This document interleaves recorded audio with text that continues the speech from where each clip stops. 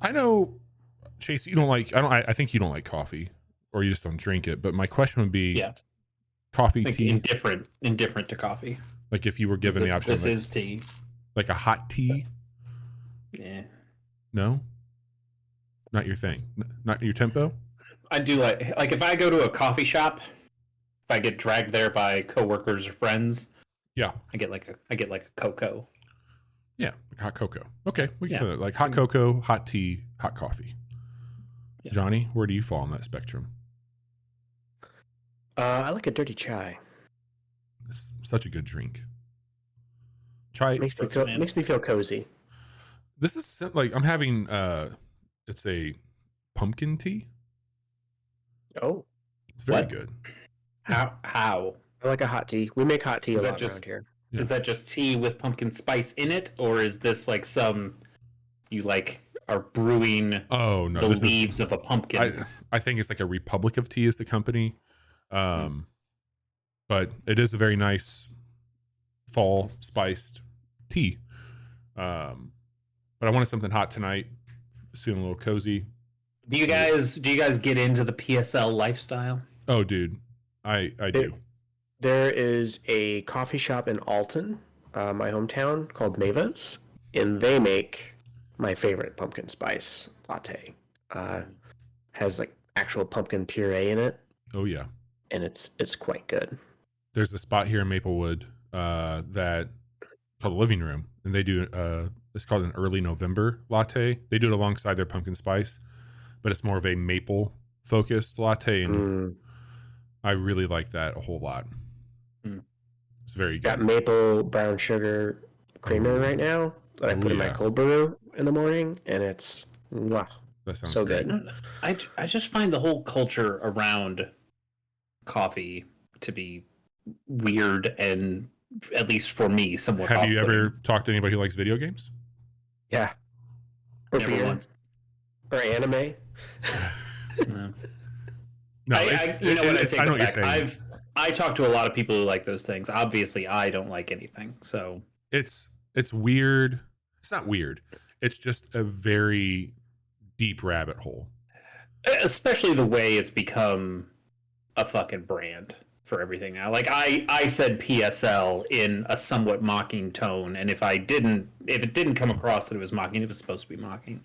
But the fact that it's like a well-known acronym at this point, that somebody can say PSL and everyone goes, "Oh, I know what you're talking about." Like that's weird. It's weird to me. It's weird that everything has a pumpkin spice variant, and that it comes out earlier every year. It's what's sickening. Weird?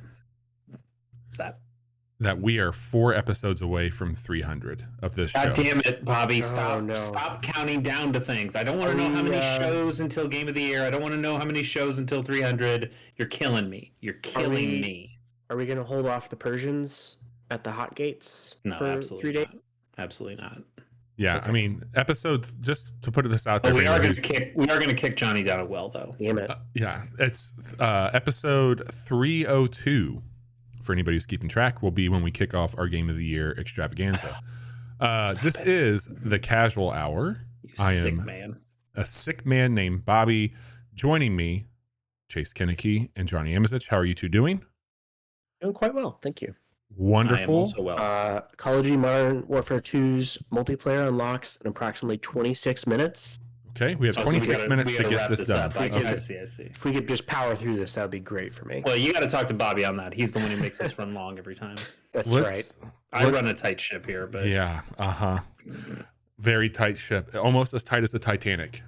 We are going to be doing. It's just falling apart over here. we got a really fun show lined up for you. We're going to talk about the games that we've been playing, and then some news in the back half. You can expect some conversations around Destiny 2 Festival of the Lost. Yay! Who's going to talk about that? Woo! The only sucker on the show. We're going to talk about Marvel Snap. We're going to talk about... Oh, wait. No, I hear another sucker right there. We're going to talk about Mario plus Rabbids, Sparks of Hopes. We're going to be talking about the First Descendant, Call of Duty, and in the news, we've got stuff on Disco Elysium. We've got stuff on Modern Warfare, Dark Souls, Overwatch 2, Rocksteady. So make yourself at home, get cozy. Overwatch 2, we're all suckers there. We are going to be giving you all of our hot takes tonight. Also, I haven't really done this on our show before, but at the beginning of the show, I'm going to let you know we have a Twitch stream. We are doing that live right now. If you are listening to our show, we do this every Wednesday night at 10:30 p.m. Central on twitch.tv/casual hour. We also do quick looks about the games that we cover here. If you want to see more in-depth gameplay of those, youtube.com/casual hour. We would love to have your support there. With that being said, Chase, I would love to know what you've been up to. Destiny 2. But all right, I don't want to go to, like, we talk enough about it, but I do want to know, because you are picky. Yep. Judgy, choosy, all Yep. those things. How These are are all you enjoying the mechs influence on Destiny 2? It's a little hit and miss. So it's on par. Yeah, basically. Yeah. So this Festival of the Lost, they do this every year. It's a seasonal activity around Halloween. This is their Halloween-y event, and You said weenie. I did. You're right. Can't take it back. But they do this seasonal event. I think it's gotten less special as things have gone on, or they've done less to make it exciting. Is it more just like recycling at this point in time, or is it the event itself, like the new activity itself is not, well, I said new, it's not new. It's the same activity from last year. A couple of years ago, they switched it from, they had this thing called the Haunted Forest, which was based on the Infinite Forest, which was a Vex thing that you kind of went through, and it was kind of it was kind of like it wasn't a roguelike exactly, but it was something you would run and it'd be different each time. It would have some procedural generation to it. And then so for the Halloween stuff, they made it the Haunted Forest, and it was really dark, like so dark that you really couldn't see. There was a big knight with a big axe chasing you all the time. It was pretty scary fun, as scary as Destiny can get. Yeah. And I thought that was a pretty cool event. But they did that for a couple of years, and then they said, "Oh, let's do something different." So now they're doing what's called Haunted Lost Sectors, which, if you've done a Lost Sector in Destiny, it's a very tiny thing, and it's the same Lost Sectors you've gone through before, but now they've got a little bit of decoration on them, and there are 3 places in the Lost Sector that you are capturing, and as you capture those, then these big haunted they're called headless ones. They pop out and then you kill them, and then there's a final boss. It's fine. It's quick, generally quick, but also there's some built-in time where you're just standing around for like the last minute of this timer. Sorry, are you still doing candy and mask? Yes, candy, mask, cookies. That's cookies isn't. That's Christmas, right? Yeah. Okay. Cookies is Christmas, as the dawning. So it's fine. It's a fine event. It's okay. It's just it's a little long in the tooth. So the big gun, what they've done the last couple of years is they have a new armor set that is something that you can buy from the Eververse, and they let fans vote on that. And so the vote last year was dinosaurs versus like movie monsters, and dinosaurs won. And so then there's like the Titan gets like this big T-Rex helmet, and like they looked okay. They were pretty cool. And then there's also a gun that is modeled after the winner as well. So it was a pulse rifle called the Jurassic Green, and it had scales all over it. This time it was mechs versus movie monsters, and those movie monsters just can't catch a break because mechs, I guess, barely won, but mechs won. They look like Gundams and Zaku's, and they've got like some classic looking mech stuff to them, and I think the armor sets are fine. Like they look kind of cool. There are some pieces that I'll probably rock, but I'm not going to rock the full thing. I gotta take a look at this. It's really cool. Like it is cool looking. It's very cool. I almost logged in to get it. Yeah, the Titan specifically has like the shoulder pauldron from the Zaku 2, and it's like, holy shit, that's they're so cool. Really cool. I did hear, not to like bury the lead here, Chase, but I did hear, or I saw a TikTok of somebody that played a Gundam clip of, I think, the Gundam, and they were shooting, and the sound I heard come from the Gundam. So that is what that's the next thing I'm going to talk about here. So they have the mech armor set, and then they have the mech style gun for this event. And unfortunately, it's a sniper rifle, which is a weapon type that I do not care for in Destiny. But it's called the Macabre, Mechabre,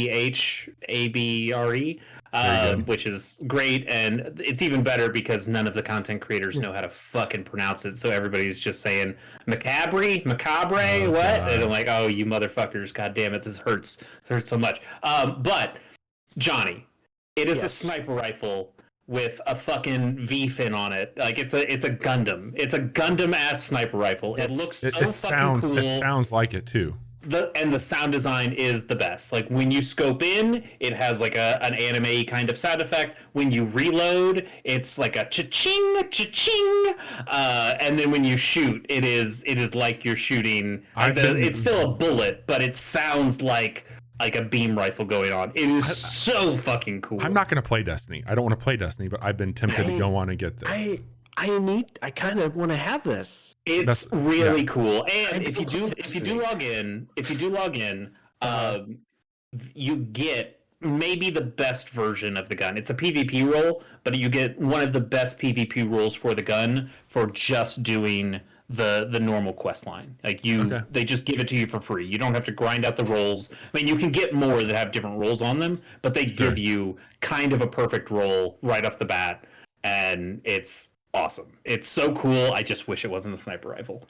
So that part's fine. The rest of it's getting a little long in the tooth, and that's kind of disappointing. I hope they revamp it next year with something different, a new activity, or bring back the Haunted Forest. They love recycling content. Why don't you just bring back something that was cooler and more evocative of the idea? But the rest of it is just kind of a grind.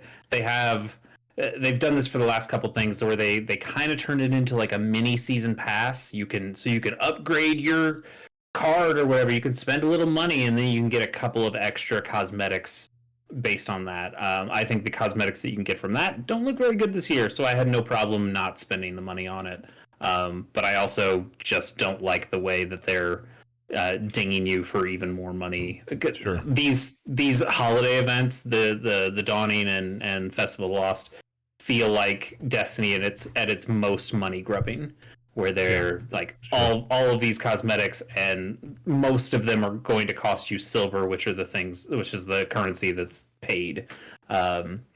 Worse. It's not the best. And if the mech costume wasn't so fucking cool as an idea, and the gun wasn't so rad, even though it's a sniper rifle, I would probably sit out this event entirely. But the cosmetics are relatively cool.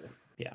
Anyway, that's Destiny 2 Festival Lost. I've just been playing some other Destiny 2 as well, just trying to catch up on stuff from the season because I've fallen off a little bit. And I think this season is pretty strong. I'm starting to get some of the crafted guns now that I've been going through. There's a lot. It seems like there's a lot to do in Destiny right now, and it's a nice game to just load up and play for a couple hours and just kind of chill and relax. So that's mostly what I've been doing. I mean, I've still been playing everybody's golf, easy come easy golf, whatever the fuck they're calling it these days. And that's been great. I've been unlocking more of the expert golfers. And then I'm still chipping away at Live Alive. I finished all 7 stories. Okay. Which I thought, okay, that's the 7. We're done. And then no, there's an 8th. There's an 8th.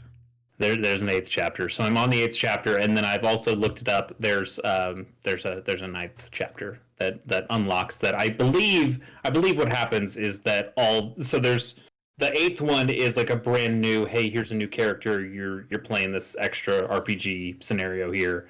And then I think the 9th one is what if all these heroes throughout time came together for like one big final thing. Oh, it's the Super Robot Wars. I mean, you're not recruiting them. I don't think you're recruiting them. I haven't done that chapter, but so I don't know if it's something where you're.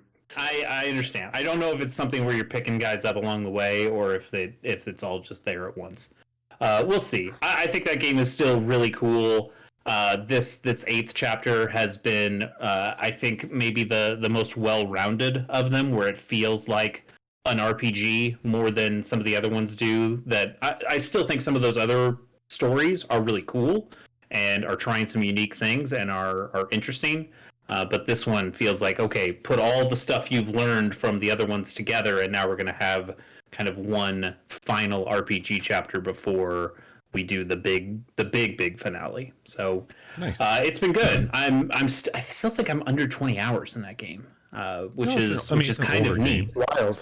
Well, yeah, but it's like I'm playing through 8 different RPGs. Yeah. And then some ninth chapter thing, and I'm still under 20 hours. Where, if you're playing a fucking Persona game, and you're 20 hours in, you haven't even seen the first fucking bit of that game. And if Crazy. you're playing Persona 5, you haven't even seen anything good. Nuts. Anyway, that's what I've been going on these Fair. days. Well, I've got some new shit to talk about. And also, this is like a fun week for us here on the show. Anybody who's new, we bring grab bag of things that we're into. This year especially, we've been kind of introspective, talking about playing more games that we enjoy versus playing new games for the show. But every now and again, all the stars align and we all get to play the same game. And if you haven't picked up on it, we're all into different shit, which makes for, I think, a good discussion. But when we do get to talk about a game that we've all been playing, it's pretty fun. And that game happens to be Marvel Snap. Overwatch 2. Oh, sorry. Marvel Snap is out of early access. This is made by Second Dinner, who is a studio that has some ex-Hearthstone developers on it. It's on iOS, it's on Android, it's on Windows PC. It is the free-to-play deck builder game with the Marvel branding on it that has seemingly taken the world by storm. This is one of the most popular apps on the iPhone right now. I think same for Android. It seems to be up the charts on Steam as well. And if you looked at it as a billboard, if you looked at it as a thumbnail, you'd say that's just another generic Marvel gotcha ass type thing. I feel getting into it, it's got some really clever mechanics and it's a pretty competent card battler. So a 1v1 multiplayer card collecting deck builder, 12 cards at a time. You're playing into 3 pools, but there's some synergies and strategies at play here that get really fucking broken and get really nasty. And yes, this is a free-to-play game, which means that there will be things that you can do to upgrade your cards, buy shit, variants, all that stuff that wants your money. But there's some pretty cool stuff that's happening with this game, I think. The game And itself seems... Yeah, and when you say upgrade cards, you're only upgrading the cosmetics of the cards. You cannot Correct. buy cards. There's no card packs. Yep. There's no buying cards early. There's a set progression for how you collect new cards. But the only way that you can spend money to upgrade those cards is by getting the rarer versions of them, which don't do anything in the game other than It's just different art. Okay, Yeah, they also, when you upgrade the cards, you are getting points that go kind of into a battle pass that will unlock other cards. They'll unlock other like boosts and shit like that you can and that's use. a free battle pass. Like Yes, that's the free you're one. you're not spending money to get the cards in the game. It's just as you collect the currency that lets you upgrade the cards, then you're unlocking new cards down the chain. But everybo's unlocking the same cards at the same time. It's really like it's been cool. Like they also do something where I'm in the competitive part of this now, like where if I'm losing, like I'm really losing. Wow. And like you're starting to do the actual snap part of the thing where you're like betting extra things that you're or retreating if I feel like I'm out. But the cool thing that happens is when somebody I'm going up against plays a card I haven't seen, they do a like, hey, this is the first time you're seeing this card. This is what it is. And I think that's really neat because I'm like, what the fuck does that thing do? Because I don't have it. I've never seen it. It's smart, man. It happens relatively rarely though, because and this is it's not a knock exactly on the game, but I feel like it's a little predictable in that because everybody is on the same playing field of when they get cards, in that like everybody's progressing at different rates, but you are getting the same cards in the same order. So I kind of know what cards that somebody has based on how long they've played the game. Like, okay, this guy's not going to have anything above Cyclops or whatever, or this guy hasn't unlocked this card, so obviously he can't unlock any of these other cards. I start to have an idea of what can go in his deck, and so while that is a cool moment, hey, somebody plays a card you've never seen before.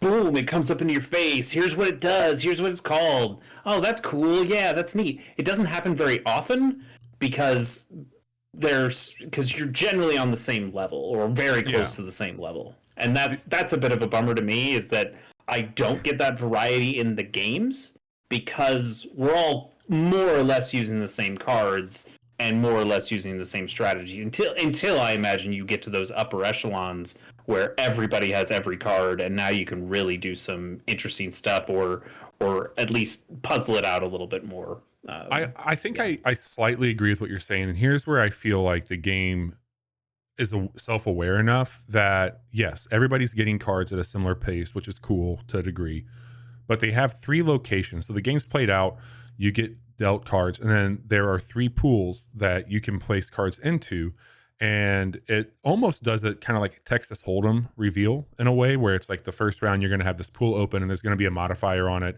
It could be something as easy as like, hey, cards cost 1 less mana or 1 less point to play here. Any card that after 5 turns you can only play cards here.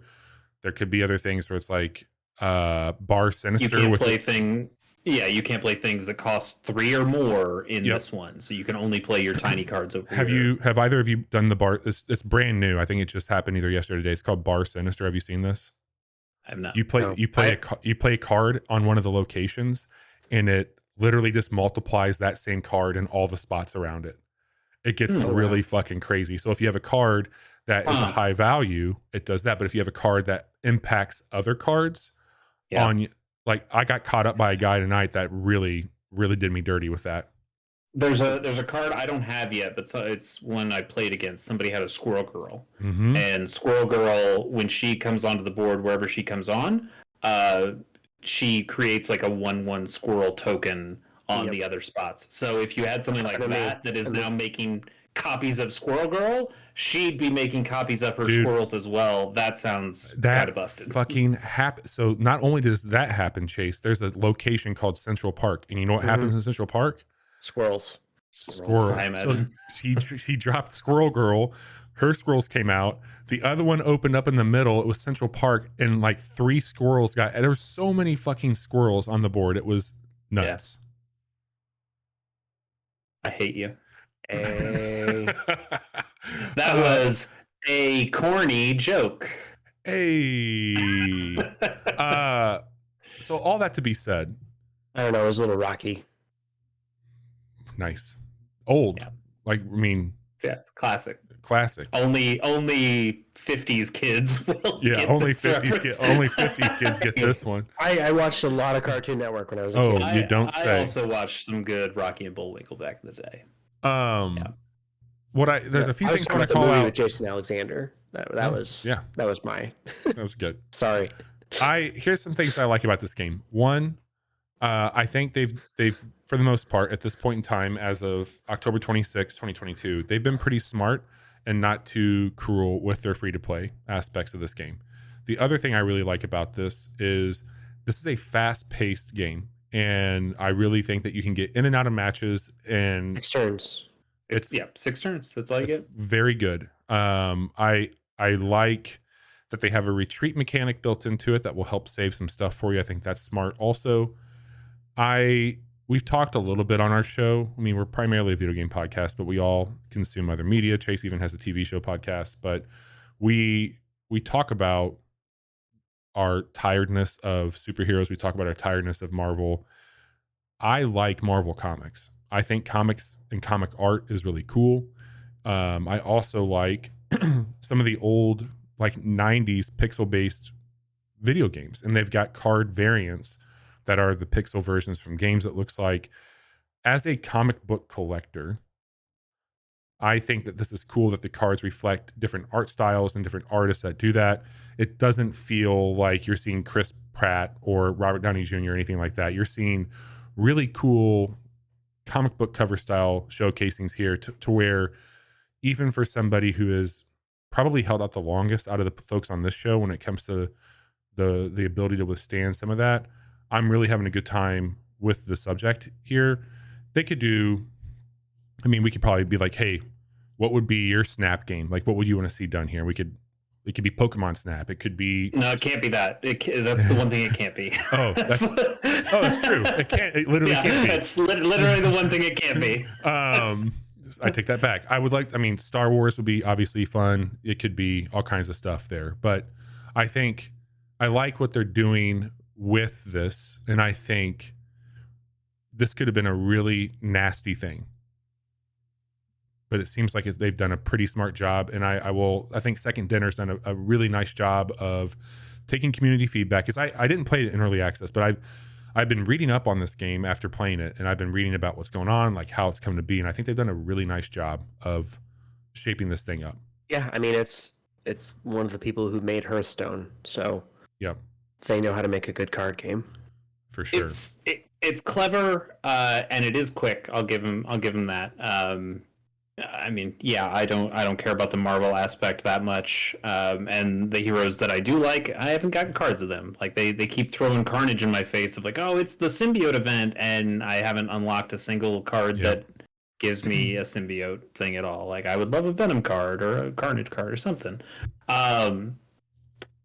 But so yeah, the property doesn't do a whole lot for me, even though I agree it's way better than if it was MCU branded. It is Marvel General branded, and I think that's better. God, this is gonna sound braggy, and I don't mean it to.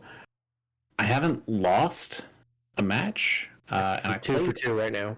And I played a lot of matches. I played like a lot of matches, and it's not that it's simplistic. There's a lot of stuff you can do, and I don't know if it's just that people aren't very good at the game or what. I mean, I don't want to belittle your skill, you're but playing children. I do want to say that this is. Here's what I think is going on, Chase. There's two things happening for you. One, there is a shit ton of people playing this game, and to Johnny's point, it is the #1 free game on the App Store, so that's going to get a lot of kids and all that. The other thing I'll say, humiliating children. Congratulations. It's probably true.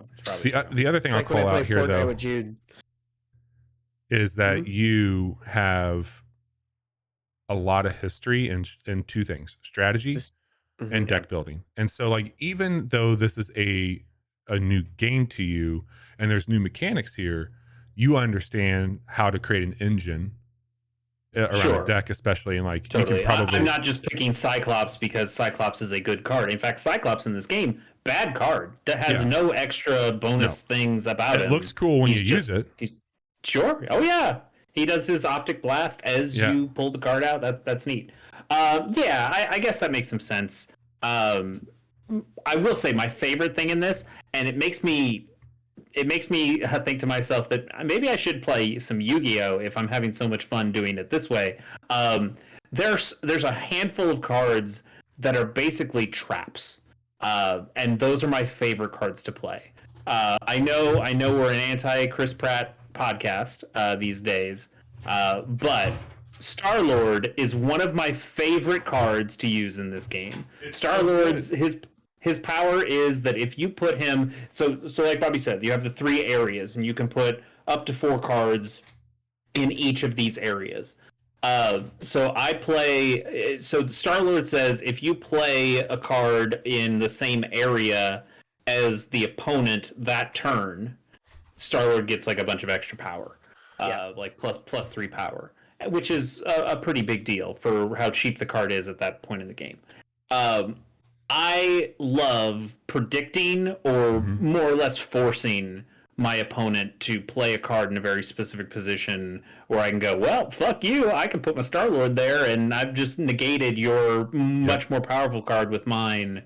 Like there's another card, an early card you get is Hawkeye. Also, I'm going to say that I think we're an anti-Jeremy Renner podcast as well.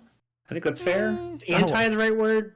Okay, maybe neutral. We don't care. Apathetic. Jeremy. I like Jeremy Renner more than I like Hawkeye. Okay. Are you active on the Jeremy Renner app? No, that's closed down now. Oh, and then nobody is.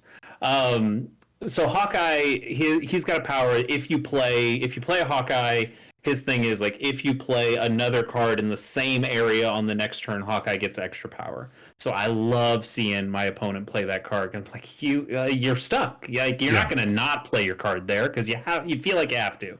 Then it was just a waste if you didn't. So I can counter that with my Star-Lord immediately. That stuff is really cool. I like trapping cards like that. It's a really neat feature. I don't know. I think there is something about the variety. I don't think this game would be better if it had card packs. It would probably be much worse. It would probably be much grimier in terms of the free to play mechanics and loot boxy things or whatever you do. But I do wish there was some way to get a little bit more variety in the early game. Because I just feel like I'm playing the same people with the same cards. I can tell you it gets way different. Okay. Just keep I'm doing what you're doing. relatively far in. I think the last card I unlocked was Odin. So like you're close. You're close. Okay. And I mean, like even tonight, like I'll send you. I took a screenshot because it was just fucking uncanny what I was seeing there. And so you're playing with the X-Men. Yes, Uncanny X-Men. Okay. I'll send you. I would just say like get to that level. And I would also say if you have, I'm sure you've probably looked into it. I have not tinkered around yet on building out decks yet. I've just been playing with what they've been giving me. But now I have enough cards. I had like a weekly challenge thing that was make a new deck. So I was like, okay, I'll make a new deck. And I've actually been liking that deck a lot more. So I've been just using that one. I would say you'll start to get some cool shit. Other people are going to like start to synergize and find like by that point, people are playing competitively. Like they're building out decks that are just fun to see, like how they're doing it. Mm-hmm. And, I don't know how far I'll go with this, but I'm having this is kind of my. I play a lot more of this game. I can tell. It's been the perfect like, hey, I got like this call wrapped up 5 minutes early. I'm gonna grab a match or two really quick, and it's been like the game I just play on my phone. I haven't played on the computer. Maybe we'll do a quick look of it that way. Who knows? But it's seeing some stuff in the Steam reviews saying maybe hold off on. Oh, it's not great on PC. It apparently there's some account linking issues that could happen. Got it. Okay. Yeah. I mean, it works great on mobile. Be mindful of that. Yeah. I got iPad and phone, which is fantastic. Yeah. It looks nice on an iPad. It runs really well. If you're just playing on a phone, it's the cards are big enough. The play field is small enough that you're not going to have any problem reading stuff. You can tap on any card, opponent cards, your cards, doesn't matter, to get a bigger readout of it.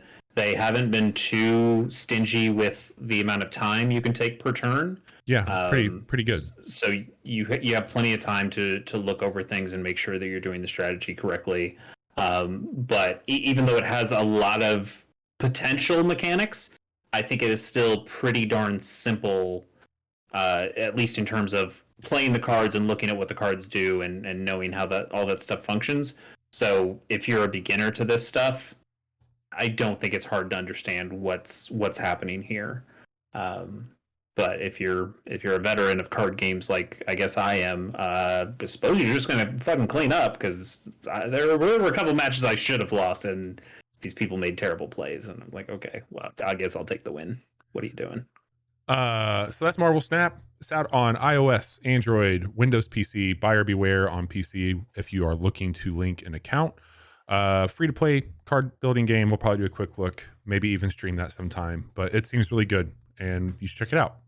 Other things that you should check out. We're not going to spend a lot of time on this game because we've streamed it and we have a quick look.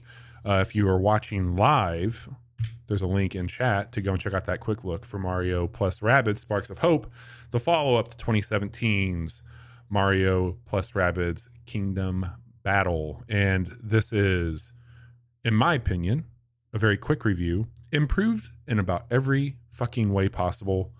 It is so good. I would concur with that. Who are your three that you're rolling with most of the time, Bobby? Most of the time, I've got Luigi. Mm-hmm. I've got Edge, and I've got Rabid Mario. That's my wrecking crew. I will swap out Rabid Mario, and for Rabid Peach if I need to keep people healthy. But here's the secret: fucking use Luigi as much as you can. It just Overwatch, And then the other thing that sniping. just happened with it, I didn't realize this was going to be the case. I can now equip 2 sparks per character.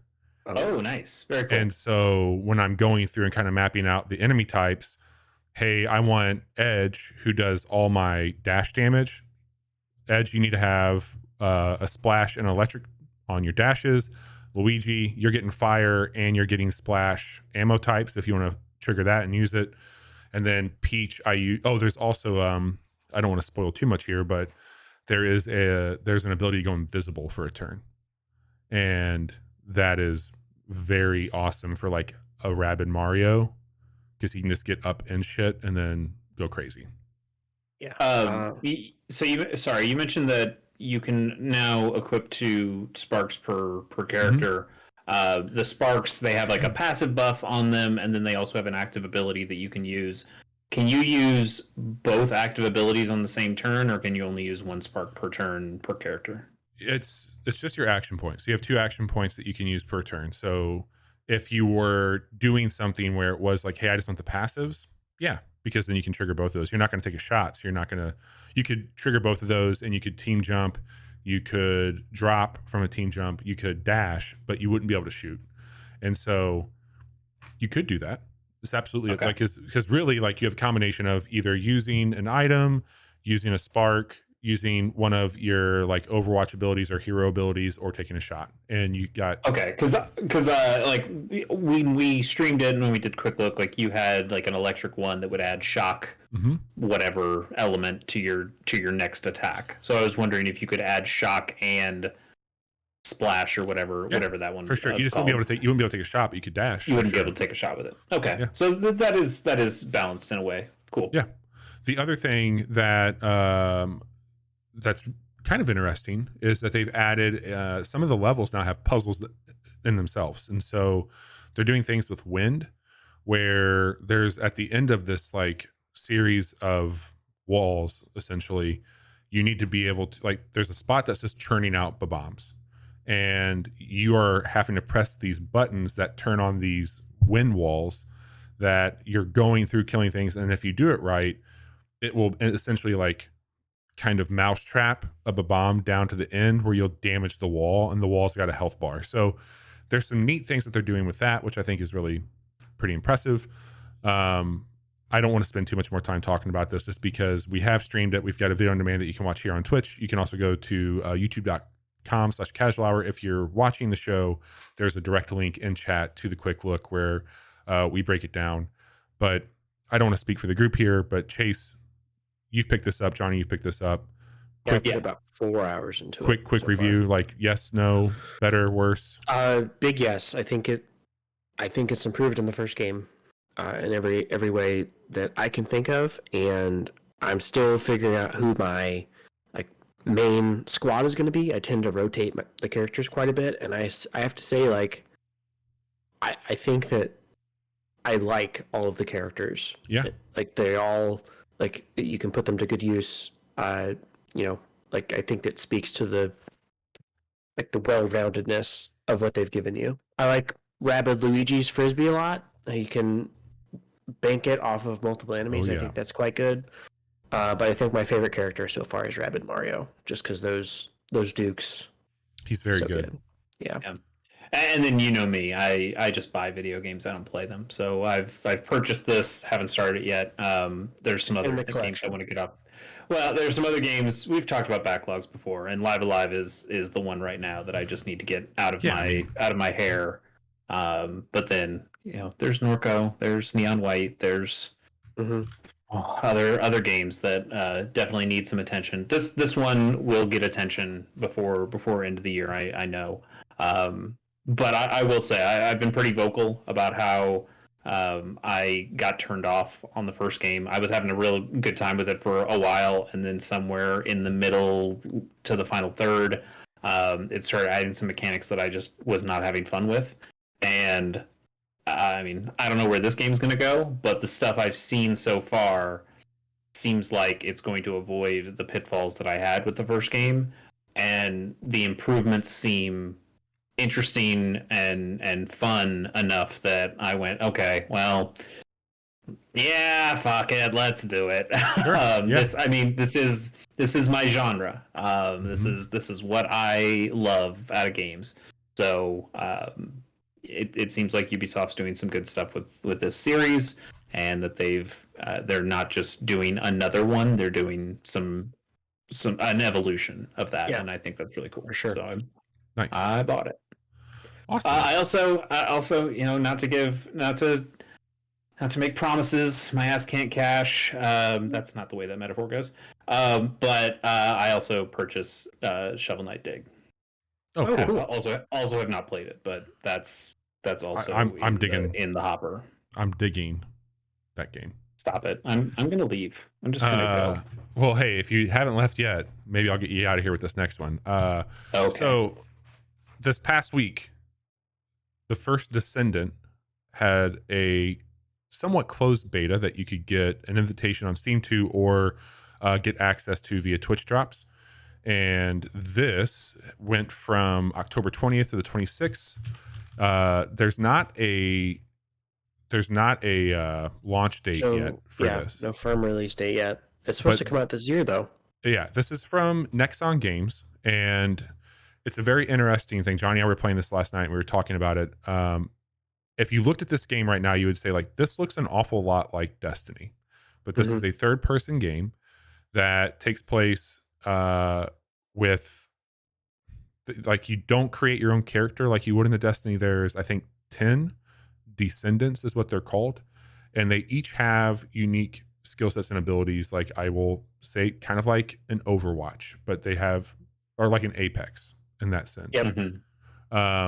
What the game is doing, though, is it's a PvE game. I think there might be a PvP eventually, but they are allowing you to level up characters to unlock their abilities and their skills, but you also have a mastery rank. So your inventory stays the same across any character that you have, and you can switch between them very easily. I think the because this is going to be a free to play game, and I think the gotcha is going to be grinding out the components that you need to research, is what they call it, to unlock more descendants. And they give you 3 to start off with in the beta, and then they gave everybody a free character called Bunny, she's pretty good. But what I like about this game a whole lot is this is an Unreal Engine 5 game. It looks absolutely gorgeous. The environments are very well done. The character designs are pretty cool, and everybody has a grappling hook, and the grappling hook feels a lot like the Lost Planet grappling hook on how it works, and I think that's a really good grappling hook to mimic. Shooting feels pretty good for a third person game. I mean, the traversal with that grappling hook is awesome. It has a double jump. Everybody just has a standard double jump with a grappling hook. That feels great. There's no sliding. There's a roll mechanic, but there are different character types. The first 3 that you get, one is basically a Titan, like from popping a bubble and everything. Then you have an all-rounder that uses more grenades. Then you have more of an elemental woman who uses frost damage, and she's a lot of fun. Here's what's really cool. That I've been playing as. Yeah. The weapons, the weapon economy in this game is really fucking neat. You've got shotguns, snipers, scout rifles, assault rifles, pistols. They are Diablo style, rare, common, epic, that you're picking up. They stay with your character. They have abilities that you can upgrade on it. But the best part of it is that there's like a series of 5 rune classes for your character. And you're picking up weapon types, and you're picking up these different types of runes. And when you go to the rune type, it's going to show you, hey, these are the 3 weapons. You actually have one of these weapons equipped that will benefit from it. And you can upgrade the capacity. So you start off with, you have a capacity of 28, and each rune comes with different costs. So like it could be 3, 4, etc. And this could be +4 attack. This is going to auto reload whenever you bank the gun. And they've got things that like you would see on stat rolls with the guns in Destiny. Well, you have all the tools to just basically go in and craft out how you want that gun to play, and you can change that up as much as you want to. So you're doing the same thing for your character class as well. And each rune has like a specific glyph on it, and each category has a slot that if you put the same type of glyph in, it costs less currency to use it, which is neat. I'm very impressed with what I played in this beta, and I think that there is definitely some legs here. I've been on the treadmill with games like Destiny. I love everything about Destiny except for like how the grind came to be and how kind of samey some of the stuff felt seasonally.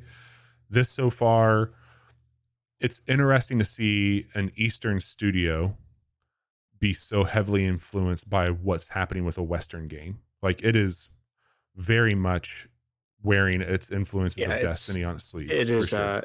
A Korean studio that is their headquarters are in Tokyo. Yeah. And like it definitely like it feels like a Japanese or Korean game in a lot of ways. So it's just like you were saying, I think we talked about it extensively last night. Like this is just like Korean Destiny, basically. Yeah. Did either of you play Vanquish back in the day? No, I don't think so. Okay, that was one where we were like it's a Japanese game, but it was like it's like here's Japan's version of Gears of War, which is like Solid Snake smoking cigarette kind of stuff, but also you're like this mech dude who is sliding all over the ground and doing third person shooting with cover stuff. Vanquish looks really fucking cool. I think it's actually there's like a package of it on Switch where you can get that and Bayonetta or Bayonetta 2, I think. I don't know. Yeah, but that is kind of in that similar. I'm sure you've seen it before, but that kind of feels a similar sensibility of here's a Japanese studio who is trying to make a Western style game without losing what the Japaneseness or the Easternness of their sensibilities is.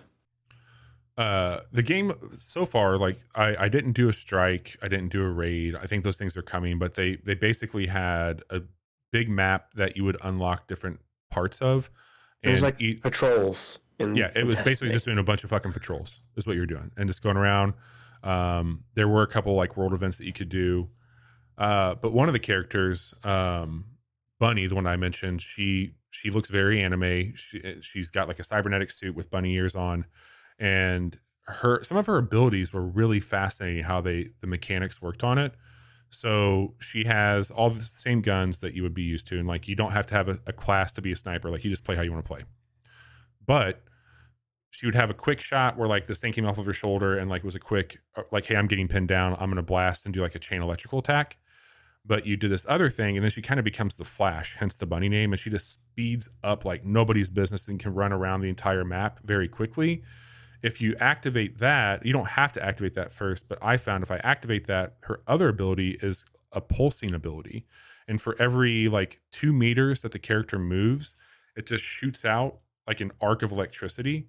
So I would activate her like overclock speed, start that pulse, and just zip back and forth and melt through people. It was really fucking cool to see. That sounds really cool. And then her ultimate ability is essentially the chest blast from Iron Man, like the big arc ray that she would shoot out and you can hold out. And it felt a lot like the Warlock ability that you could use, the special for the arc arc ability. Sure. Like felt like that. I'm going to play this. It's going to be on Xbox. It's going to be on PlayStation. I don't know if it's going to hit the Switch or not. I doubt it'll be on the Switch, just being like a very online and graphics intense game. It could be. But played it on Steam. They have coming soon for the planned release date. I don't know if they're going to do another beta or not, but people that I saw streaming it and like making shorthand clips like on TikTok and stuff, everybody seems to be pretty jazzed with what it is. I don't think it'll dethrone like a Destiny, but it's neat to have a third person game. Yeah. Like a respectable audience. For sure. It's cool. Especially it's just being like third person, like makes it. Yeah, totally. That, stand out just in that way. It is neat. That is the first Descendant beta, and that concludes the Marvel Snap, the Mario and Rabbids, and the first Descendant talk from me. Johnny. Yeah. What else have you been doing? Well, I also played all 3 of those games. But the other thing I've been spending time with is that Modern Warfare 2 campaign, and not Modern Warfare 2 from 2009. This is 2022's Modern isn't Warfare this 2. the same story though? It pays homage to a lot of the things that you did in. Is it actually a remake? No, not No, really. Not really. You have Captain Price, you have Gaz, you have Soap.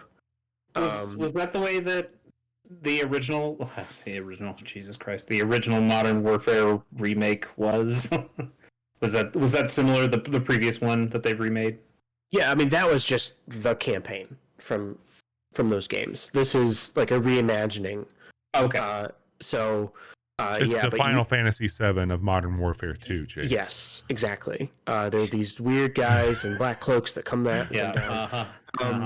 And I think I'm probably Sephiroth shows up. It's weird. Yep, I'm a little more than halfway through it, I think. And it's What's your hour count? I don't know. It just doesn't tell me. Do I remember anything about the Modern Warfare 2 campaign? No Russian.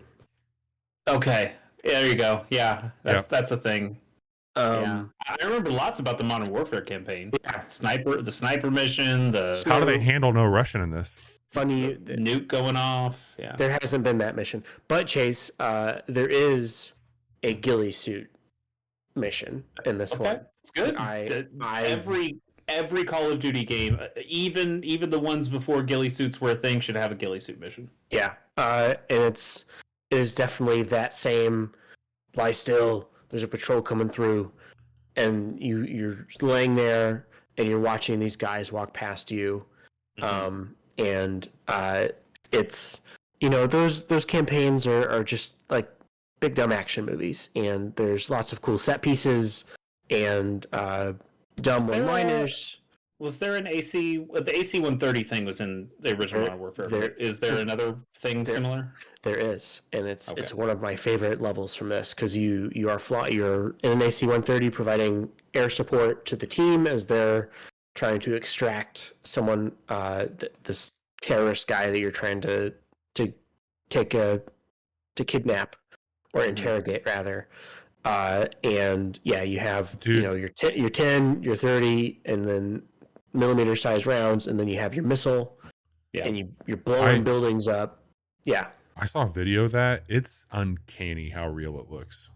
Yeah. Oh yeah. I mean, honestly, it looked real back on the Xbox 360. So I can only imagine how real it looks now, which is both very cool and also little just frightening. Yeah. Yeah, like there's a level in Amsterdam I know people have been talking about that it just looks like you're fucking there. Yeah. I think that was one of the better things. Again, I know this is Modern Warfare 1 and not 2, but being in the AC-130 mission back in the day, that was one of the more affecting ones to me, is hearing how disaffected the people were, where they're just calling out numbers. Yep. And then you hear somebody go, boom, got him. And it's like, wow, you're taking human lives here. And you guys feel nothing. It's like they're playing the video game. That one was a big deal to me when I played it. Whereas, I don't know, the no Russian kind of didn't hit me. It was interesting. Yeah. So it's fun. Once the multiplayer comes out, I don't know how quickly I will return to it. I do want to finish it because I am having a good time with it. And I think that the story is interesting enough that I'd like to see it through. But do we know how much they're actually remaking? Like the original Modern Warfare 2 had like those Spec Ops missions as well. It was it was 3 games. It was you have your campaign, you got your multiplayer, but then there was the like co-op Spec Op mission stuff. I found that to be really cool. I don't think I've heard anything about that. I don't remember if there is. That'd be real sad if they don't. Because it's been taking me to like a special early access for the campaign menu. Yeah. Since the there was a snowmobile mission. Snowmobiles were in Modern Warfare 2, right? Sure. That's a thing. I haven't had a snowmobile mission yet. Okay. I haven't met a snowmobile I don't like. Yeah. I think the best one I've played so far, it was like on this highway and you're jumping from like vehicle to vehicle At one point, you are like hanging upside down from a helicopter, and you have to like shoot these guys that are trying to target the helicopter Hell with, yeah. with missile launchers. You know, it's everything you'd expect from a Call of Duty campaign. And those And you're cutscenes, liking it, right? I like it a whole lot. Yeah, Good. I'm having a really good time with it. It's I've been a heard very nice, positive things about this game.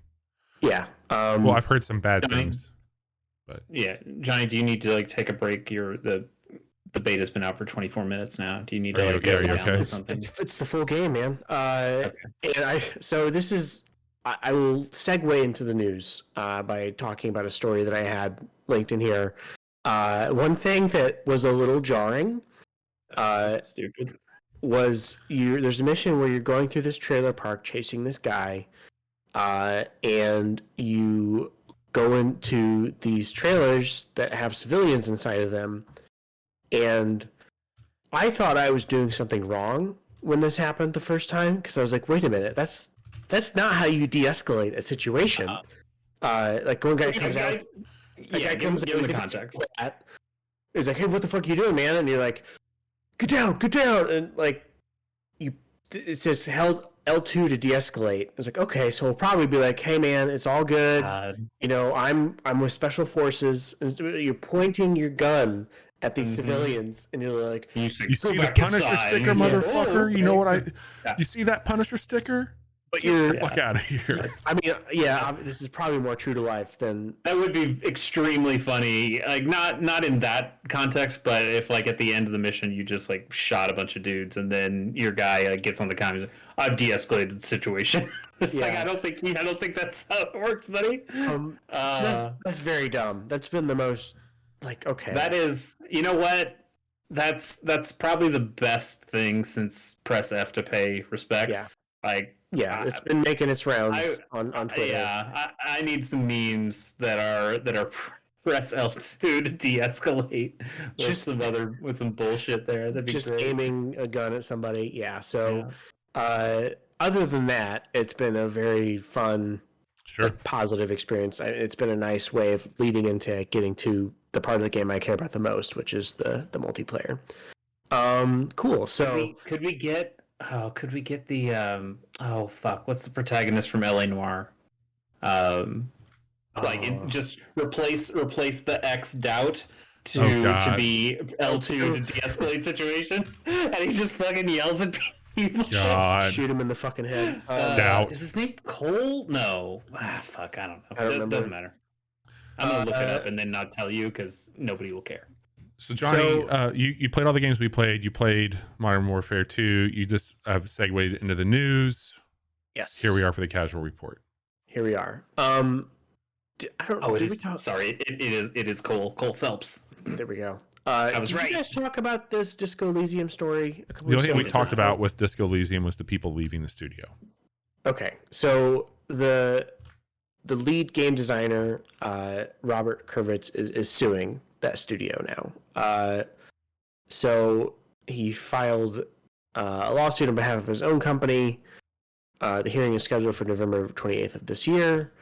What it's exactly about is not known, but I think it's safe to assume it has to do with probably like his outstring. And it's really sad because it's a game that is all about like capitalism and exploitation, and he was kicked out of the studio that and they're making a sequel to Disco Elysium, and there's a TV series that is in production through Amazon. They're making a sequel?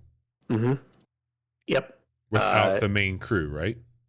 Without the guy who did the bulk of the writing for Disco Elysium, and I have not finished Disco Elysium yet, but its strongest suit is absolutely its writing.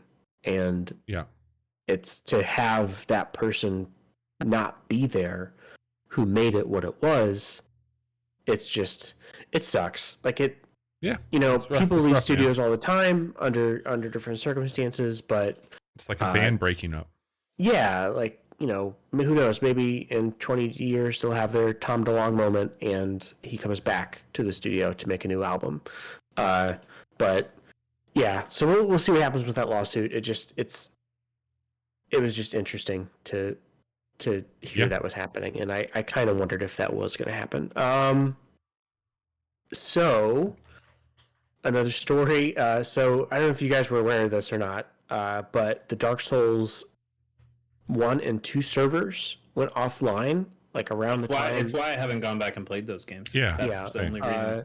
So I've never been big into the PvP scene of the Souls games. I have done a lot of just regular co-op with my friends, but I've never really done like the dueling and shit like that, or like invading.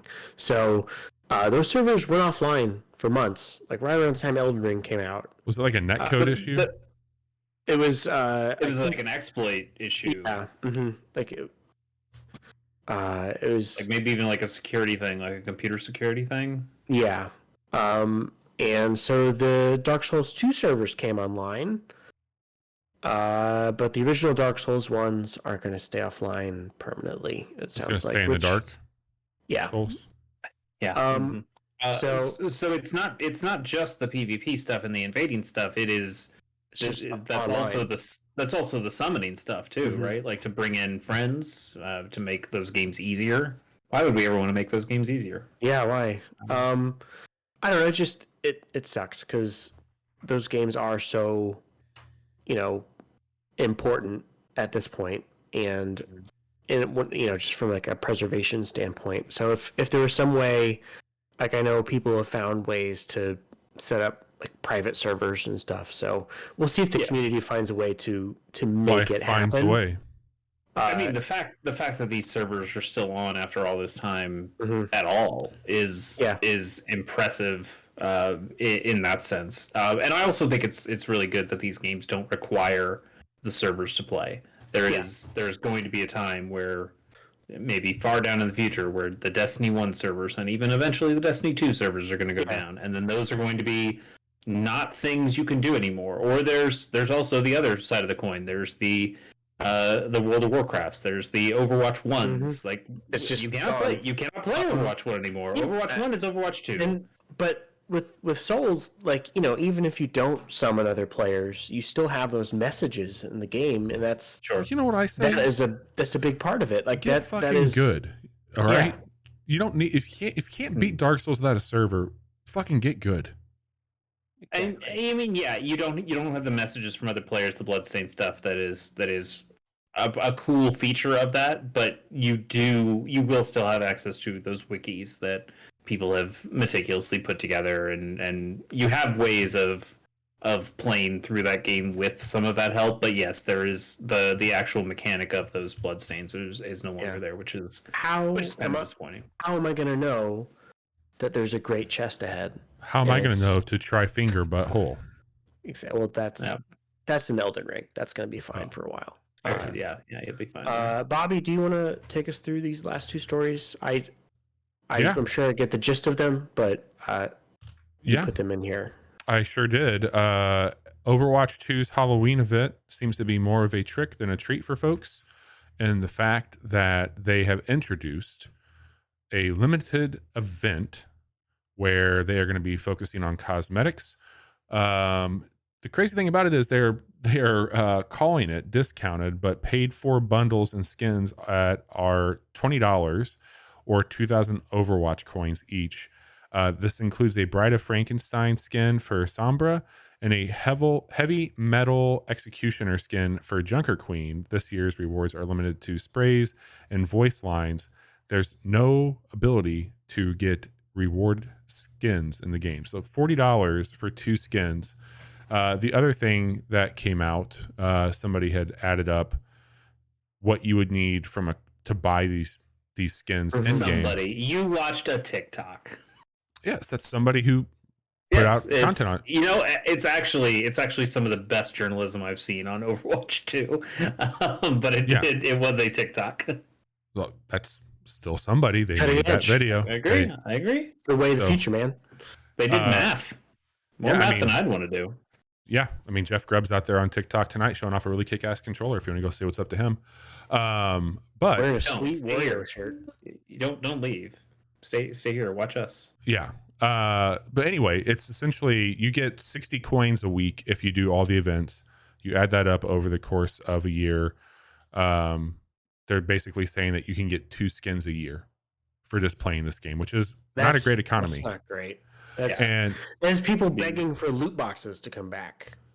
well, yeah, Loot I mean, boxes. so Yeah. people And I are realize why they're not in there because you have countries that have made some specific laws about that. But it just playing that game doesn't feel like there's no exciting. Oh, I unlocked a thing. I earned a thing. It's you're just buying all the stuff, and it doesn't feel like any of that stuff shows up. I've unlocked a couple of Naturally. skins on the battle pass, because I'm level 35, I think, or something like that. But my enjoyment has come from just playing the game itself. And I do remember playing Overwatch 1 and oh sweet. I remember when I got the Mako skin for Roadhog, how excited I was, or the Geniata. Like anytime you get a legendary skin from a drop, it was always really exciting, and just to know that that's just it's they're doing it like Fortnite now, where it's But also like pay us money. This news story was about this Halloween event. I remember the first event in Overwatch 1 was the Olympics one, the Lucio Ball. And that's when I was still playing Overwatch, and so I unlocked a lot of those skins. I unlocked like the Zarya skin for that. Yeah. And you just got those by playing. You just picked them up, and that's great. And that's a big contrast to what we're getting with this, where there are 2 skins that you can only purchase, and then some other bullshit you don't care about. Like as seems to happen a lot of times when games go to free to play, like they're seeing what they can get away with, and then they'll scale it back. It's like, hey, look at we took your feedback seriously. Now it's $15. They will find a balance eventually. In both the monetary stuff and also the gameplay stuff. It is a live service game that is going to have that push and pull to it, and they'll figure it out eventually, and it'll find its niche, or it won't. It'll die, and it'll be very funny. But probably the first one, especially with Blizzard money behind it. So yeah, Overwatch 2. I'm sorry. One more thing. I did tell our very good friend of the show, Pierce Corshane, because he was complaining to me about some Overwatch 2, which I found delightful. But I told him, don't worry. In 10 years, Blizzard's going to make Overwatch Classic, and you'll get to play your game all over again that you really like. So just wait a little while. It'll come back. Yes. The last update we have tonight on the news is an interesting one. The co-founders of Rocksteady Games are leaving. Sefton Hill and Jamie Walker are leaving at the end of 2022. Before 2023 hits, they're going to be out of the business. They founded Rocksteady in 2004, so a very long time running the show there. I've not read a lot of opinions on why they're leaving. I think that you could speculate on a few things. Most recent, the Gotham Knights launch has not been received very well. It also, I know that there's been some significant delays with the Suicide Squad game that Rocksteady is working on. I just am curious if Warner Brothers has not been pleased with their property being shit on us to the level it has been by what's been going on there. The interesting piece, though, I don't have the exact quote, but they were stated saying that they were looking to explore new ideas around game creation. It just seems that this doesn't sound the same as like the Disco Elysium thing. Like it seems like it's their conscious choice to leave. Based off of everything I've read today, yes. I think I've been watching stuff on the sidelines. I have no fucking inside scoop. This is pure speculation. Sure. This is just my brain. I would not be surprised if they were encouraged to step out. I know that Gotham Knights pivoted pretty hard mid-production as well into some things. So I just wonder if there's been some encouragement on, hey, you should go explore new things, not here. And We'll see. Like, I don't think there's been anything like bad that they've done, but Well, like Gotham Knights is not their game though, right? it's not. No. So what? I'm sorry. What's the Gotham Knights part have to do with this? Because Warner Brothers, who does have a big stay in that, who's also having this team make one of their games that's been delayed already, that this team is making, I would not be surprised in the slightest if they have not encouraged any of this stuff to be pushed around that way. Okay. I guess my feeling is like they had nothing to do with Gotham Knights. They're working on their Suicide Squad game. Yes, it is delayed. Lots of games get delayed, but like the Rocksteady games have come out and been pretty critically and financially acclaimed.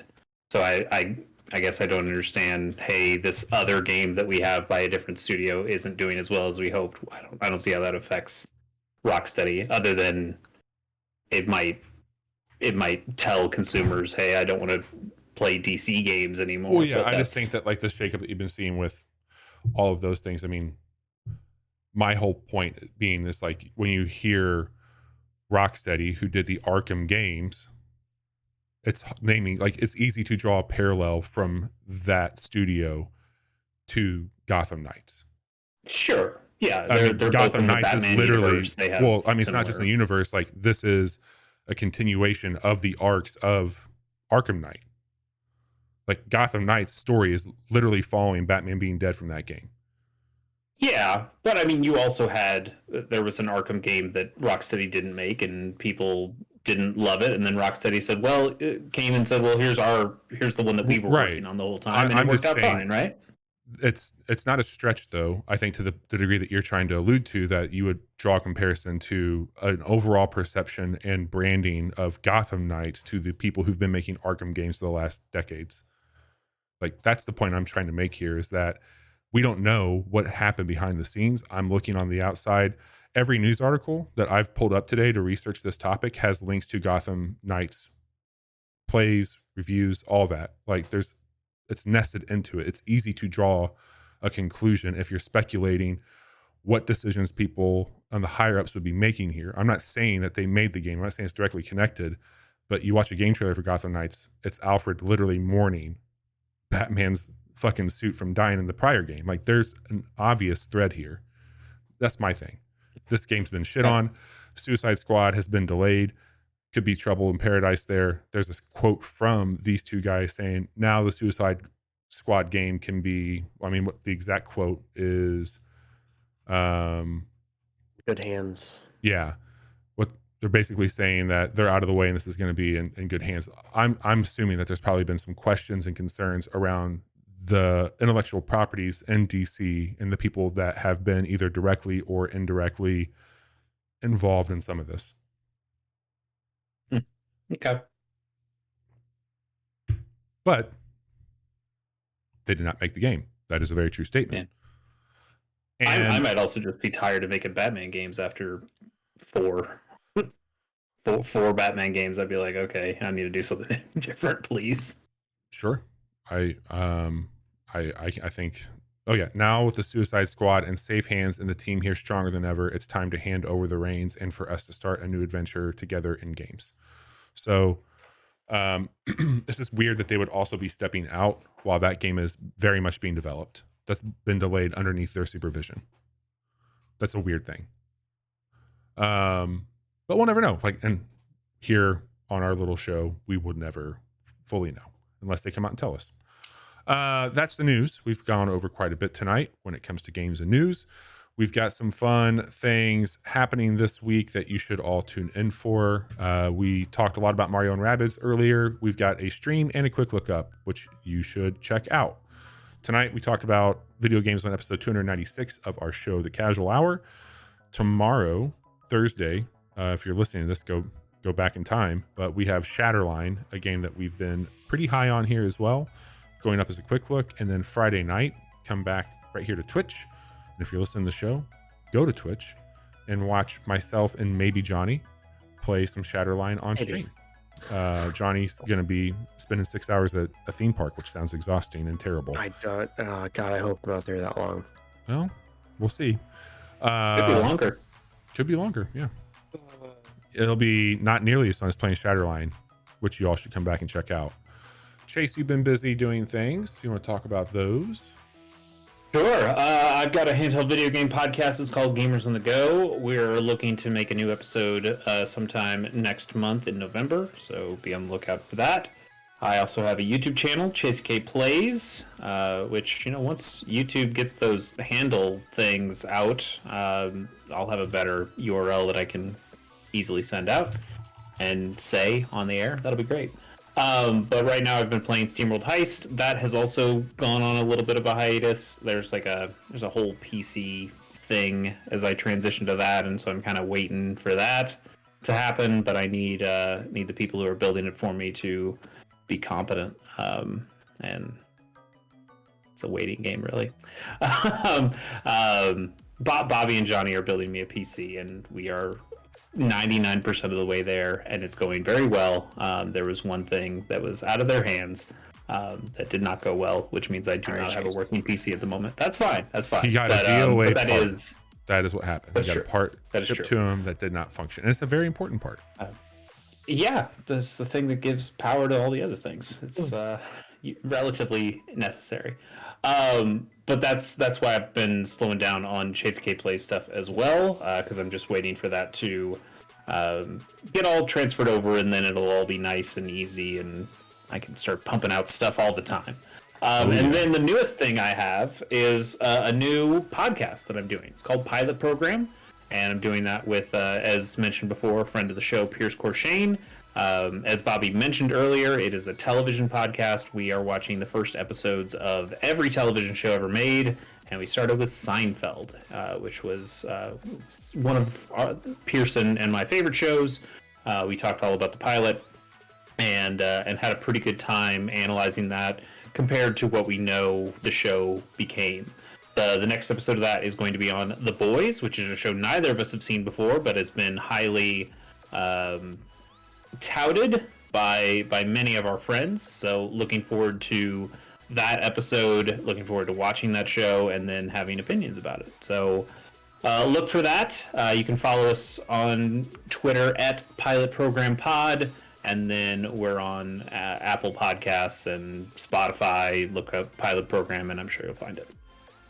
Heck yeah. Johnny, anything that you've been doing besides hanging out, being sick? That's been about it. Okay.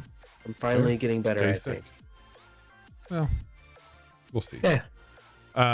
That's going to be it. As we mentioned, lots of things you can do in between now and then, between Chase's efforts with his podcast he's got going on. Some really cool stuff happening there with our quick looks that we've got and other streams. There's a lot of reasons to hang out with all of us. So make yourself at home and say what's up. We will chat with you all Friday night when we're streaming some Shatterline. Take care.